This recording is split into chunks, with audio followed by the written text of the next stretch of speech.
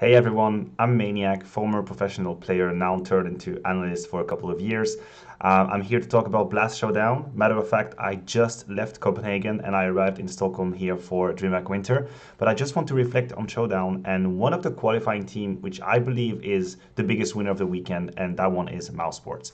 First of all, they qualified for the fall finals, which in itself is not a small accomplishment if you think about how recently BIM has joined. They've only been together for a couple of months, maybe 3.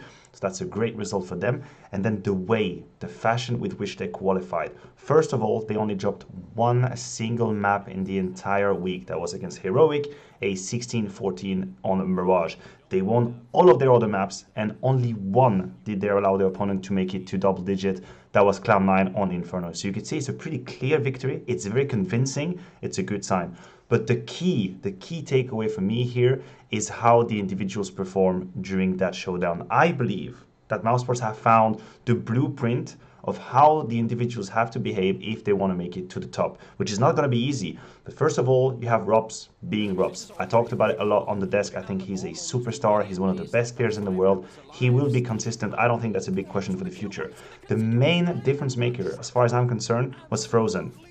He went from being relatively quiet or just good enough to an actual hard carry during that competition. He was impactful on many different maps. He finishes at the top of the scoreboard, or rather at the top of the stats for mousesports with 1.3, which is no small feat. And then we have to talk about Carrigan as well. Carrigan in that tournament had a lot of impact.